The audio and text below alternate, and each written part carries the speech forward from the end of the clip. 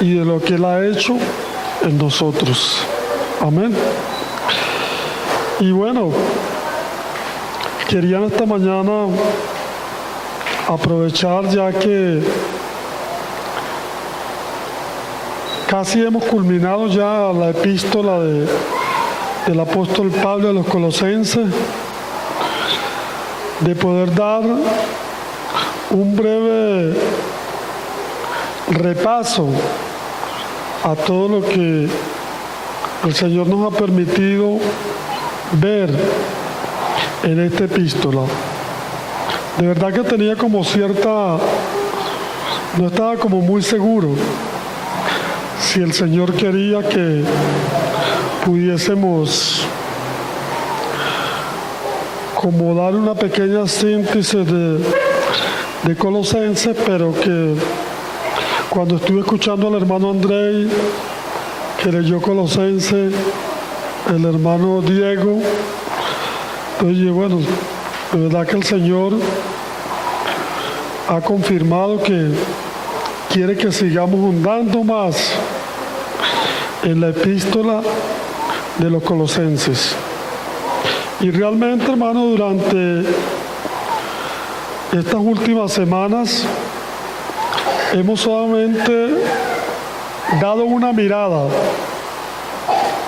a la epístola del apóstol Pablo a los Colosenses. No hemos todavía profundizado aún más en esta epístola, pero le hemos dado una mirada y esa mirada que le hemos dado a la epístola de los Colosenses nos ha llevado a mirar más al Señor. Porque desde que comienza la epístola hasta que termina, la epístola nos lleva a mirar a Cristo, a ver al Señor. Y realmente, hermano, sin el Señor, como hemos escuchado, nada somos. En cierta oportunidad, al Señor se le fue toda la gente. El Señor quedó solamente con los 12 discípulos. Dice que muchos dejaron de andar con el Señor. Se le fue, se puede decir, casi toda la iglesia. Y ya quedaban los poquiticos y el Señor le dijo, si ustedes quieren, también se pueden ir, no hay problema. Pero Pedro se le acercó y le dijo, Señor, ¿a quién iremos? Si solamente tú tienes palabras de vida eterna. Entonces, hermanos, sin el Señor, nada somos, estamos perdidos. Entonces, por eso siempre las Escrituras nos llevan a ver a Cristo. Y ha sido interesante, hermano, haber podido mirar esta epístola, porque nos ha puesto más la mirada, o nos ha ayudado a mirar más al Señor. Y cuando comenzamos a estudiar esta epístola, dijimos que esta era una epístola de prisión. Fue una epístola que fue escrita cuando Pablo estaba preso en Roma, en el año 62. Y desde allí, desde aquella prisión, Pablo pudo escribir 4 epístolas. Fue Colosenses, Efesios, Filipenses y Filemón. Esas 4 epístolas nacieron en una prisión en Roma, donde Pablo mantenía comunión con el Señor y tenía mucha preocupación por las iglesias. Entonces el Señor le permitió escribir estas epístolas desde la prisión. Y muchos comentaristas dicen que estas son las epístolas más profundas del apóstol Pablo, porque fueron escritas bajo la prueba, bajo el cautiverio. En Colosenses estuvimos viendo que Pablo presenta a Cristo como la cabeza de todo principado y potestad. Él nos presenta a Cristo como el Señor, como el único que tiene la autoridad y que sustenta todas las cosas, no solamente en el cielo, sino también en la tierra. Y en la epístola de los Efesios, Pablo hace énfasis en su cuerpo, ya no en la cabeza, sino en su cuerpo, que es la iglesia. Entonces es muy interesante, ha sido de mucha bendición el poder mirar esta epístola. Y para los que no pudieron asistir al estudio o para los que no le pudieron seguir toda la secuencia, bueno, hoy podemos hacer un pequeño repaso, como que pudiésemos pasearnos por un momento sobre la epístola a los Colosenses. Entonces, en el capítulo 1 de Colosenses,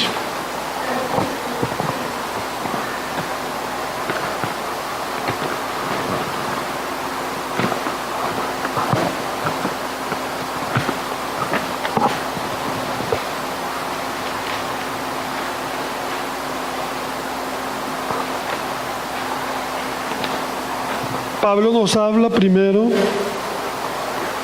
de su ministerio, de su apostolado, de lo que había recibido del Señor para poder transmitirlo a la iglesia. Por eso la carta comienza: Pablo, apóstol de Jesucristo. No era un apóstol de otra índole ajeno, sino que era un apóstol de Jesucristo por la voluntad de Dios. Entonces, en el primer capítulo, Pablo habla de su apostolado y nos hace ver que su apostolado, su misión, no es algo personal de él, sino que ha sido una tarea que el Señor le había encomendado. ¿Para qué? Para poder edificar a la iglesia.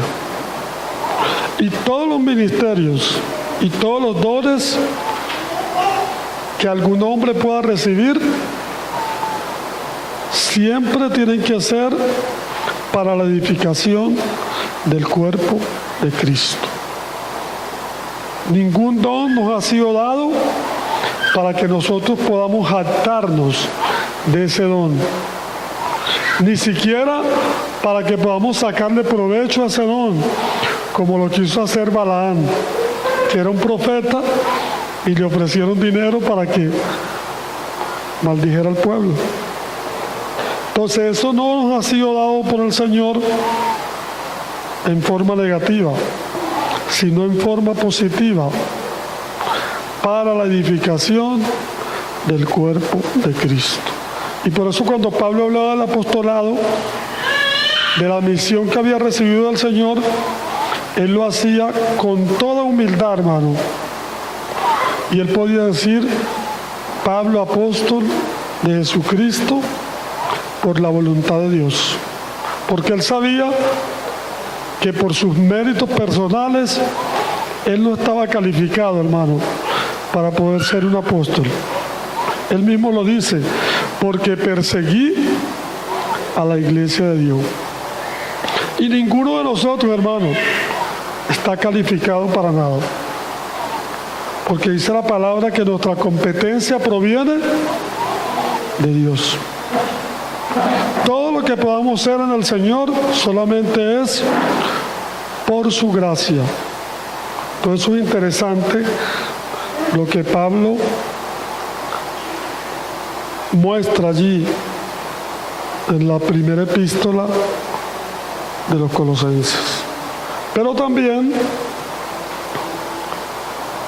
Pablo tenía muy buena memoria y esa memoria la usaba para orar siempre por los hermanos.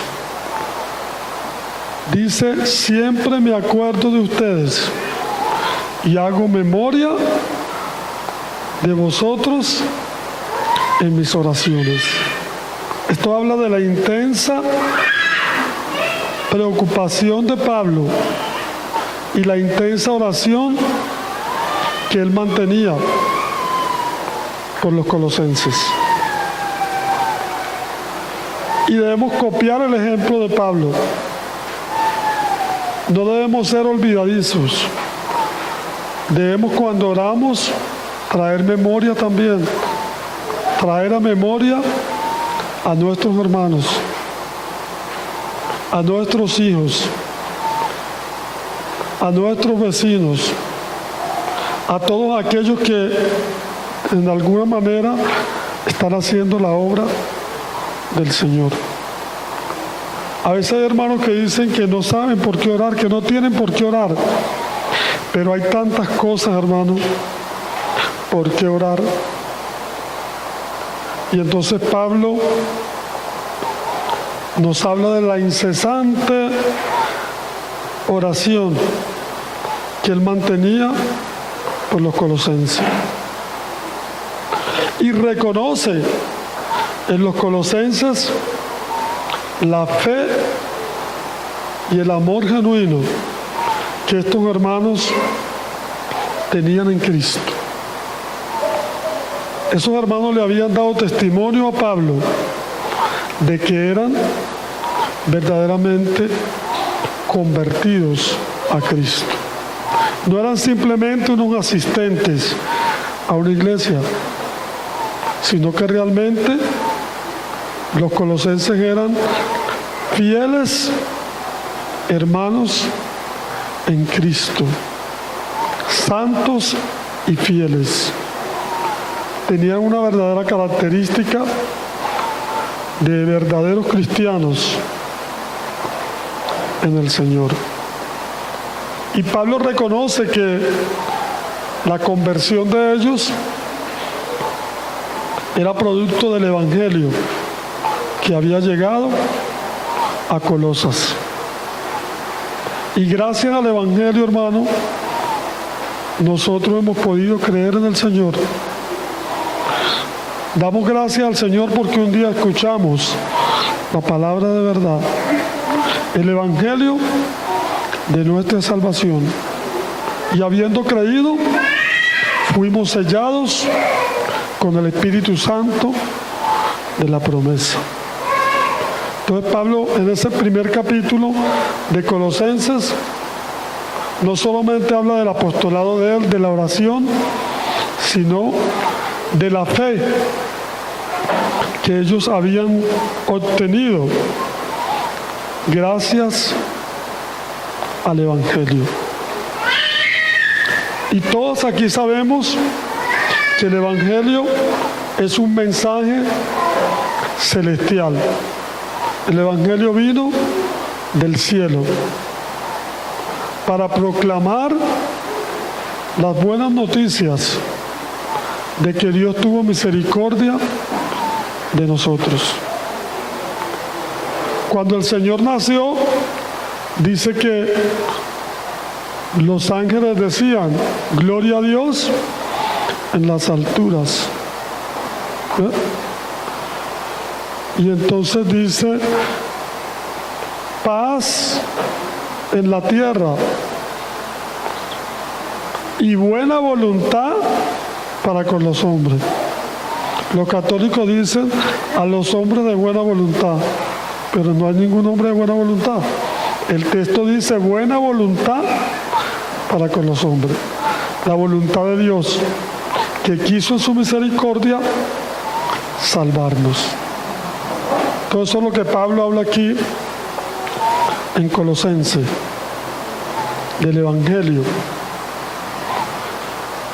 Y también habla de el motivo de su oración, las peticiones de su oración. ¿Y cuál es la petición de la oración de Pablo?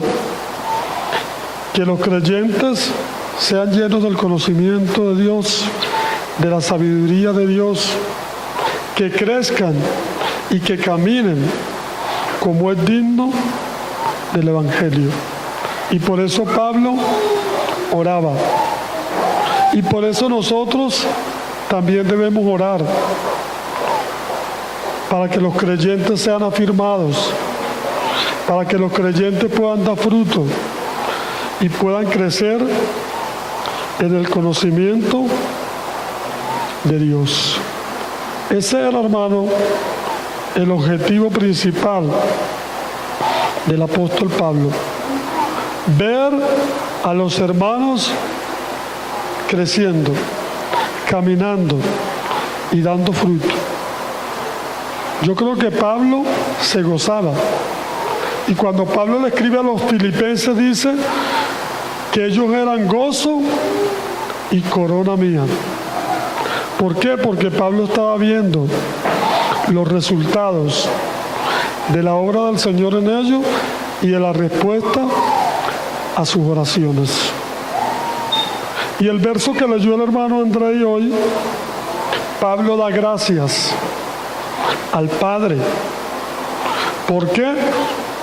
Por habernos hecho aptos, capaces para participar de la herencia de los santos en luz.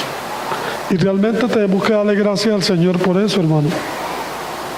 Porque Él, por su gracia, nos hizo aptos de participar de la herencia de sus santos en luz.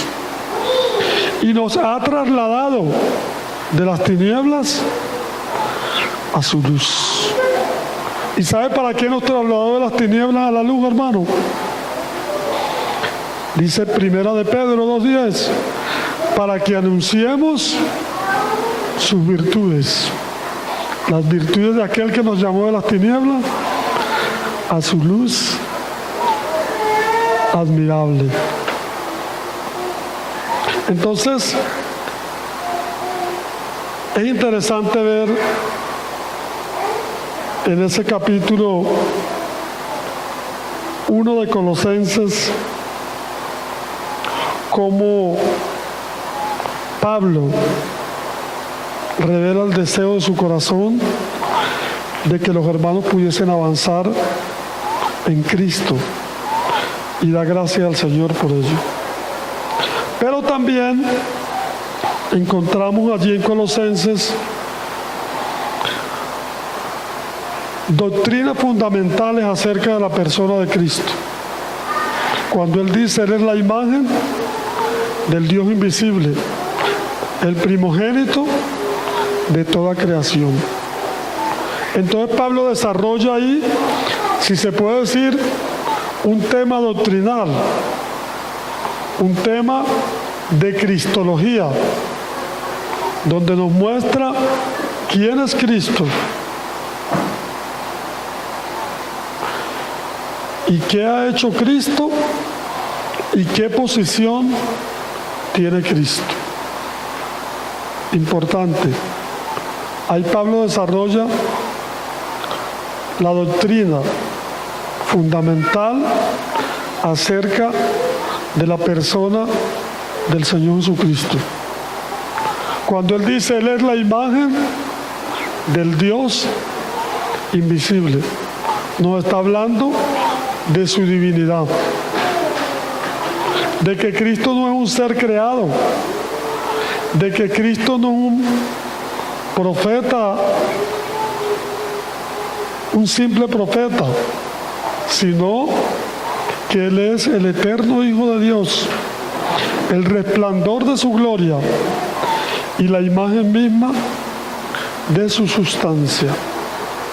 Pero no solamente es la imagen del Dios invisible, sino que es la cabeza de todo principado y potestad. Y no solo eso, sino que es la cabeza del cuerpo, que es la iglesia. Pablo habla allí del señorío de Cristo, del lugar que Cristo tiene, porque la palabra de Dios dice que siendo en forma de Dios, no estimó ser igual a Dios, sino que se despojó a sí mismo. Pero ¿de qué se despojó el Señor? No fue de su divinidad, se despojó de la posición que Él tenía como Dios y tomó forma de siervo. Pero ahí la palabra no es siervo, sino esclavo. Y fue hecho semejante a los hombres, pero el Señor fue obediente hasta la muerte, y muerte de cruz. Y por eso el Padre le ha exaltado y le dio un nombre que es sobre todo nombre, para que en el nombre de Jesús se doble toda rodilla de los que están en el cielo y en la tierra y debajo de la tierra, y toda lengua confiese que Jesucristo es el Señor. Entonces Pablo deja claro en Colosenses la supremacía de Cristo. Él es el que tiene que tener la preeminencia entre nosotros. Él tiene que ocupar, hermano, el primer lugar. Y no podemos quitarle ese lugar al Señor. Por eso dice Pablo, para que en todo tenga la preeminencia. Y luego Pablo sigue hablando ahí también en Colosenses, también de lo que habló el hermano hoy, de lo que el Señor ha hecho por nosotros. Nos ha reconciliado. Éramos enemigos número uno de Dios. Y usted se imagina, hermano, qué significa ser enemigo de Dios. Porque de repente yo puedo ser enemigo suyo, pero ser enemigo de Dios es algo terrible, hermano. Porque ¿quién puede, hermano, altercar con Dios? Mas la palabra dice, siendo enemigos, fuimos reconciliados con Dios por la muerte de su Hijo. Entonces Pablo nos lleva a ver aquí cuál era nuestra condición. Una condición de enemigos. No solamente enemigos por nuestras acciones, sino también por nuestra mente.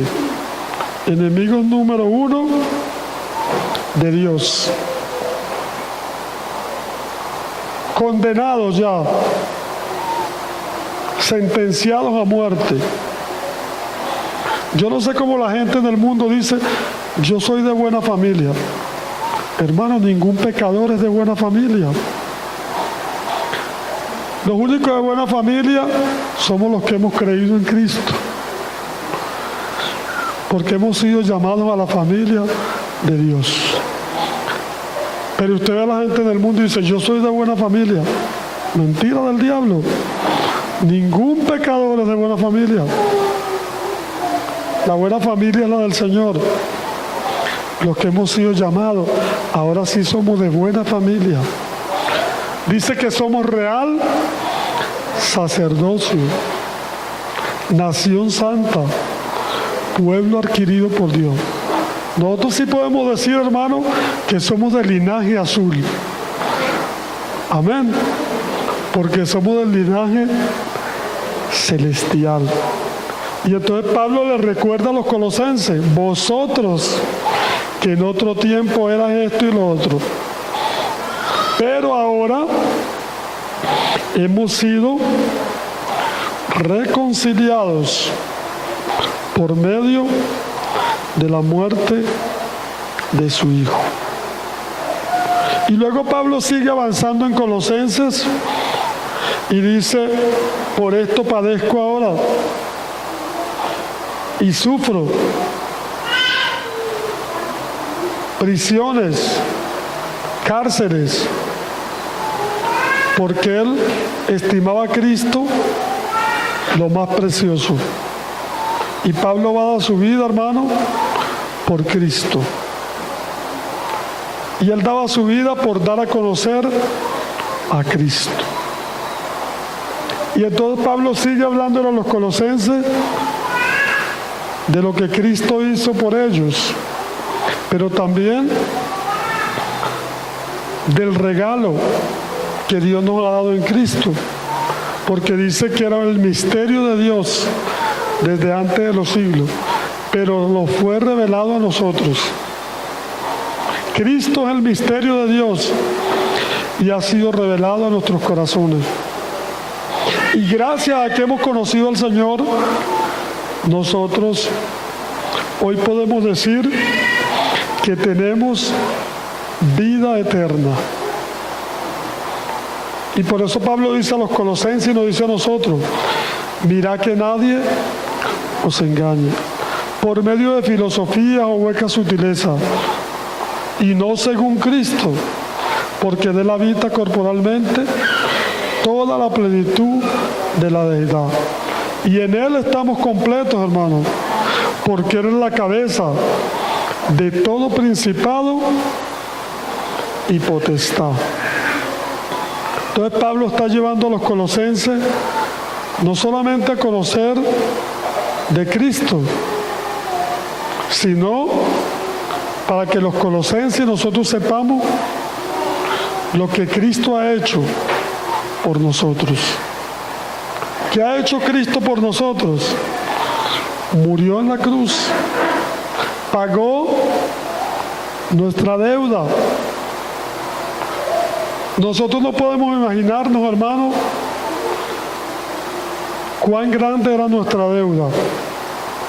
Era una deuda tan grande, hermano, que no la podíamos pagar. Solamente el Señor podía pagar esa deuda. Una deuda grande. Y dice que el Señor en la cruz colgó el acta que nos era contraria. Y no solamente pagó nuestros pecados, sino que también nos libertó. Porque la palabra redención es un pago por precio. El Señor nos ha libertado, porque nosotros estábamos bajo la potestad de Satanás. Estábamos bajo el dominio del enemigo. Y gracias a lo que Cristo hizo por nosotros, nosotros podemos gozar del perdón de pecados, de liberación y de herencia entre los santificados.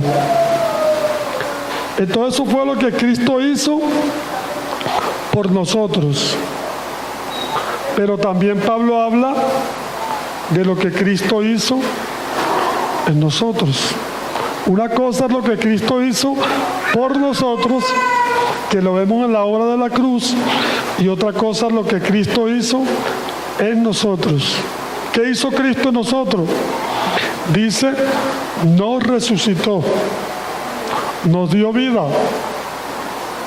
circuncidó el prepucio de nuestro corazón, y estando muertos en delitos y pecados, nos dio vida juntamente con Cristo. Entonces, Él hizo algo por nosotros, pero Él hizo algo también en nosotros. Nos ha resucitado.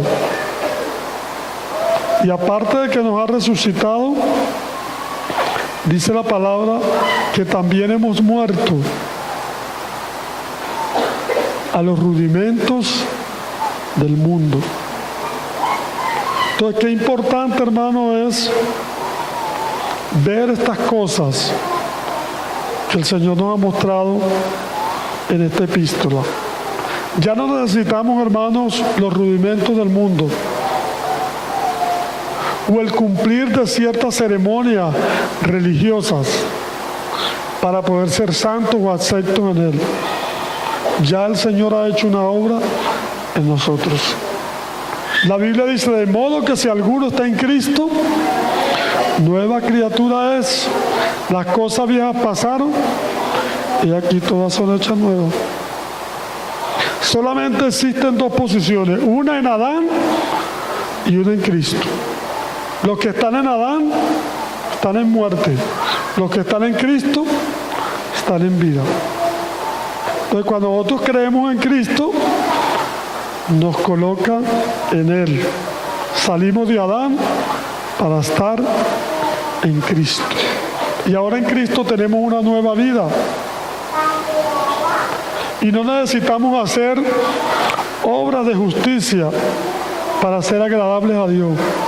Ya Cristo la hizo por nosotros. Y anoche estuvimos hablando de los resucitados. No solamente Cristo resucitó, hermano, sino que nosotros también hemos resucitado.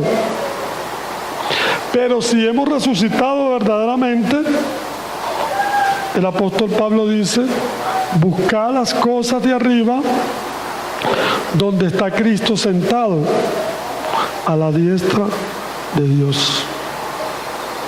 No se trata solamente de decir yo soy cristiano o yo asisto a un lugar.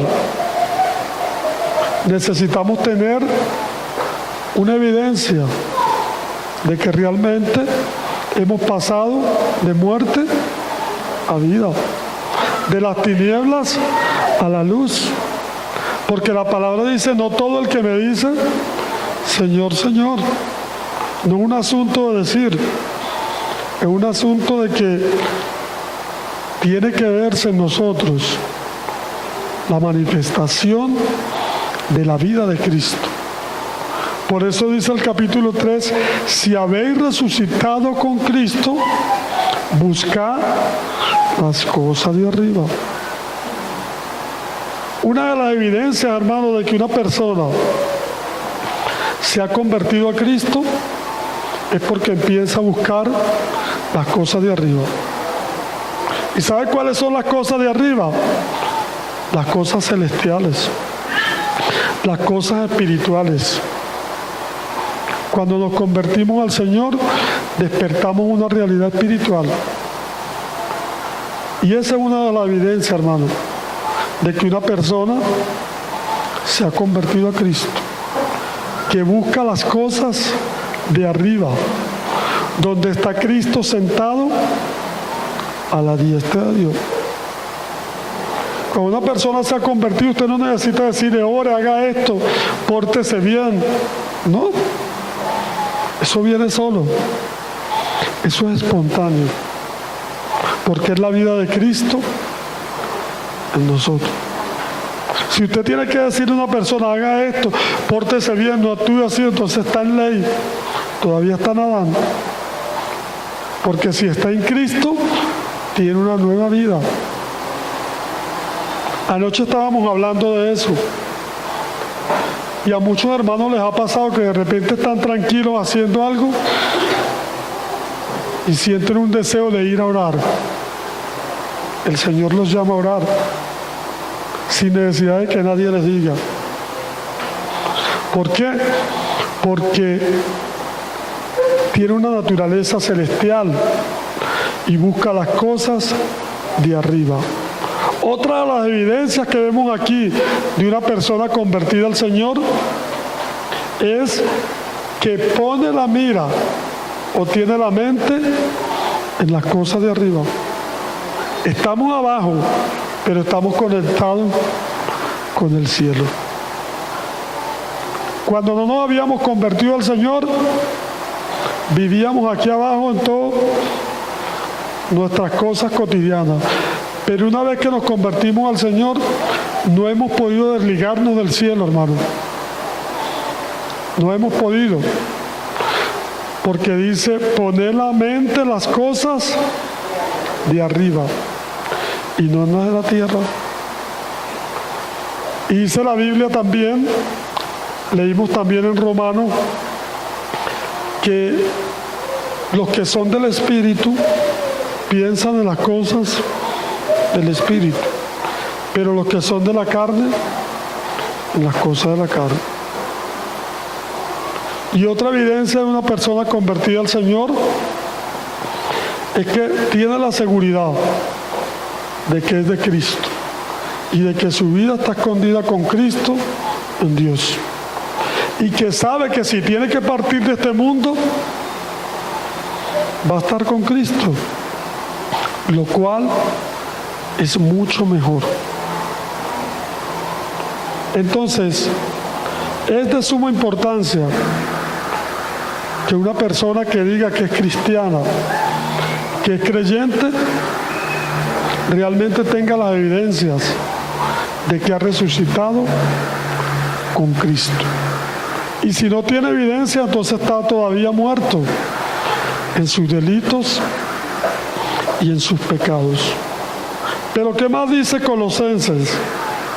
Dice, hacer morir lo terrenal en vosotros.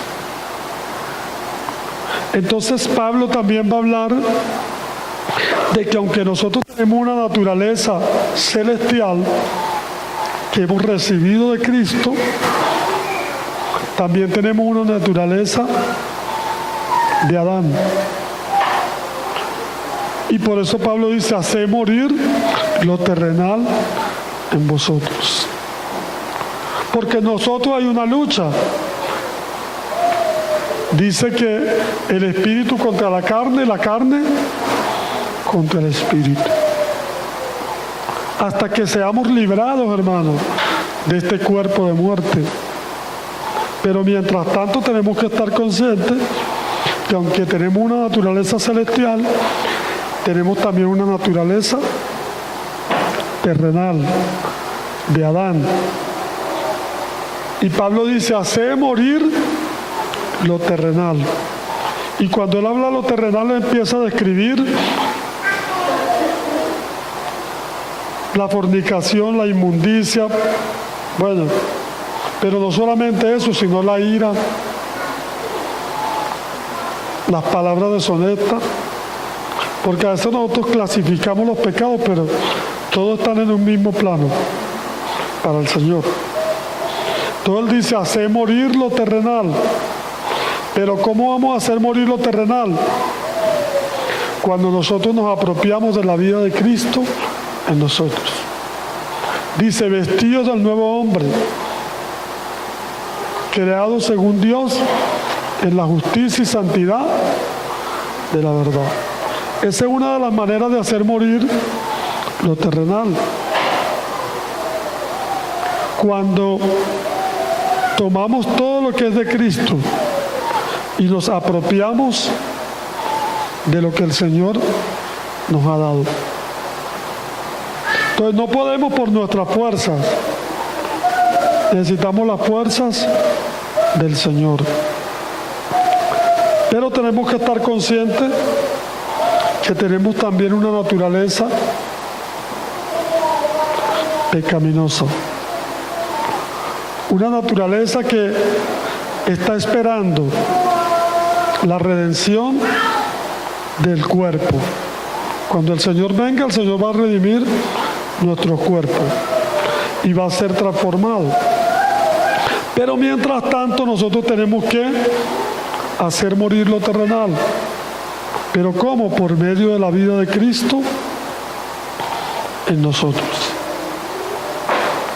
Entonces tenemos dos naturalezas, hermano, la celestial y la terrenal.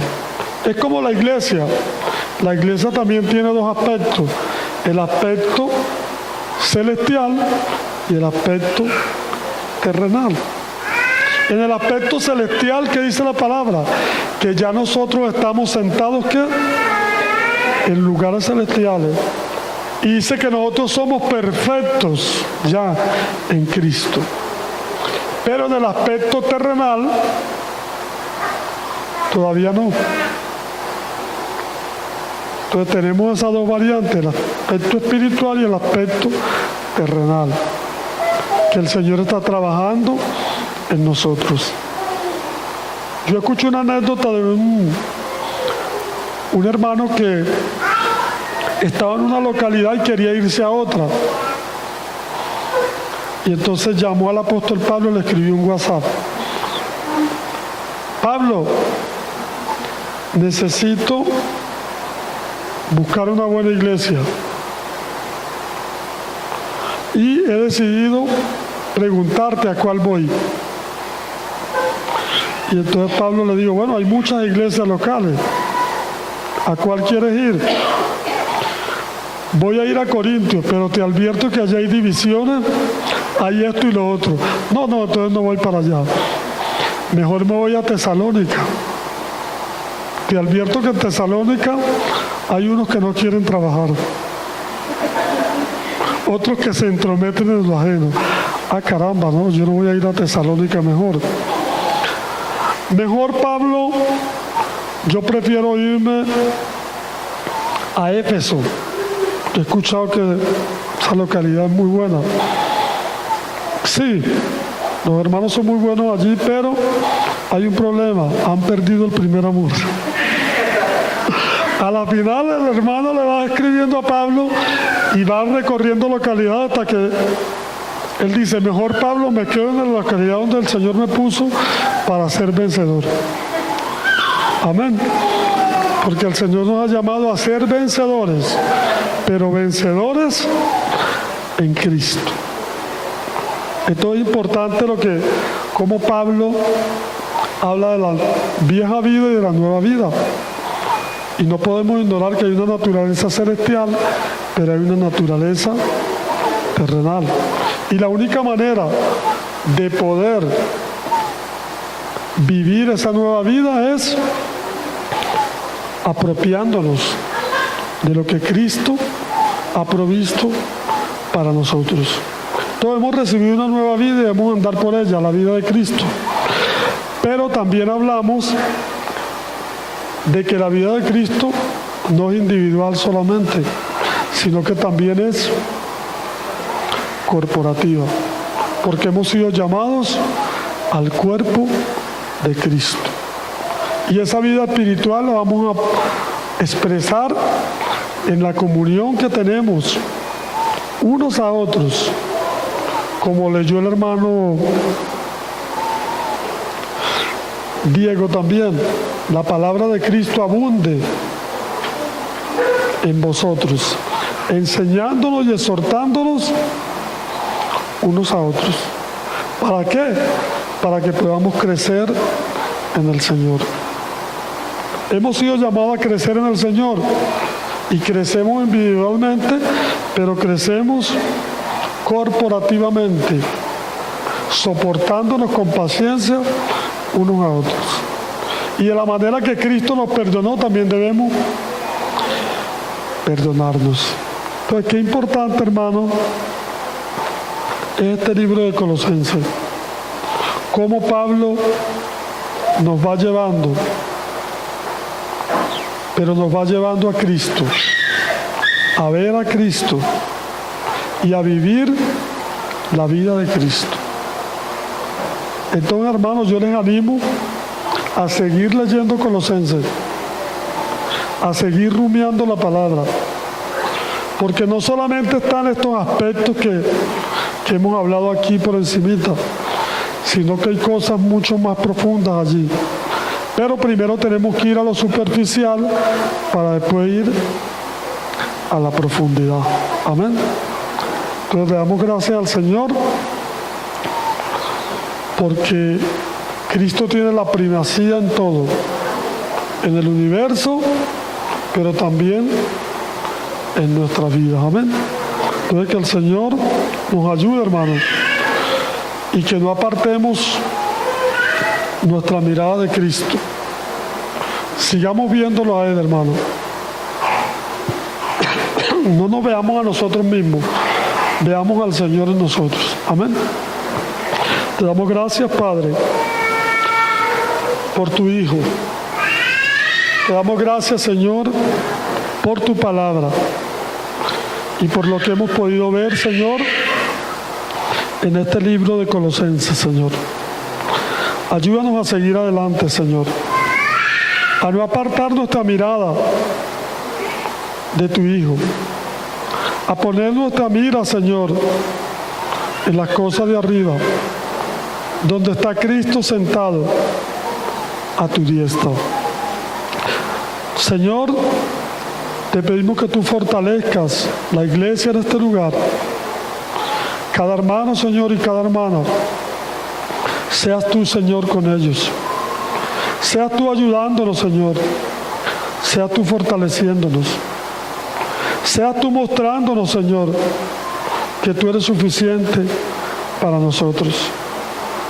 Seas tú, Señor, obrando también en nuestra vida, para que todo lo de Adán, Señor, que traemos pueda morir y la vida de Cristo pueda manifestarse en nosotros plenamente. Ayúdanos, Padre, y ahora que vamos a nuestros hogares, llévanos con bien. En el nombre de tu Hijo Jesucristo. Amén. La paz.